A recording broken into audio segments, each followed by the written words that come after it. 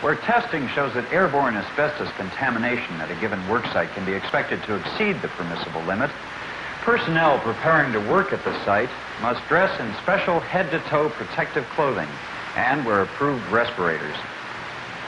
To prevent the spread of asbestos contamination by the worker himself, separate clean and dirty change rooms, separated by shower facilities, will be provided near each worksite.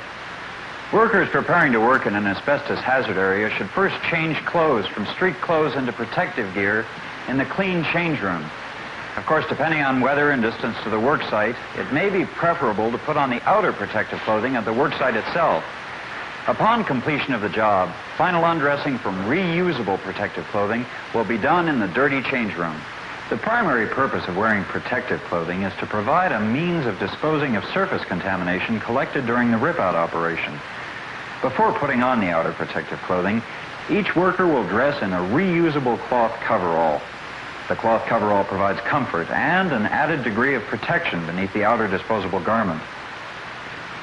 The disposable outer coverall is made of a tough, plasticized material that offers maximum resistance to the penetration of asbestos fibers.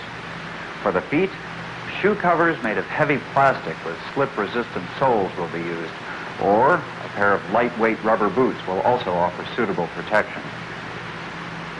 To protect the hands, cotton gloves like these with thin latex rubber overgloves must be worn. Additional cotton work gloves may also be used. For covering the head, a cloth head cover may be worn under the required hood. The hood must fit well down over the neck of the coverall to prevent intrusion of fibers at this junction. One problem with this three-piece arrangement is that it requires all openings to be taped shut in order to seal out the intrusion of asbestos fibers at the wrists, at the ankles, and the neck.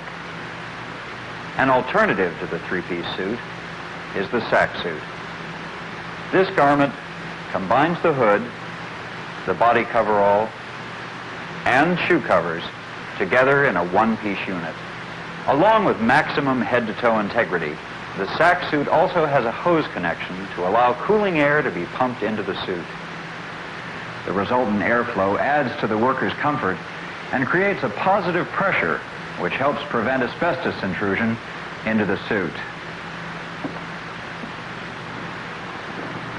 Along with the protective clothing, air purifying respirators must be worn whenever the average exposure to asbestos may be expected to exceed the permissible level stated earlier. That is, an 8-hour average of 2 fibers per cubic centimeter of air inhaled. The type of respirator required for personnel in or near the immediate rip-out controlled area depends on the degree to which the permissible level may be exceeded. For example, if the expected worksite level is less than 10 times the permissible level, then a reusable or disposable single-use respirator may be used.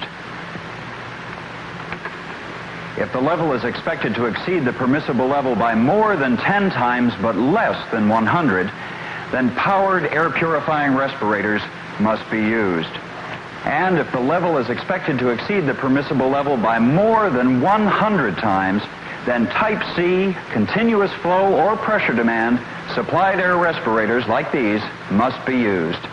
At present, this type is required for all rip-out operations. The type of eye protection used at the worksite will depend on the type of respirator used. For example, safety glasses must be used with half-mask respirators, while full-face respirators will, of course, require no additional eye protection. Clad in this manner, in protective clothing and respirators, and provided with proper eye protection, workers will be protected against either inhaling or contacting asbestos fibers.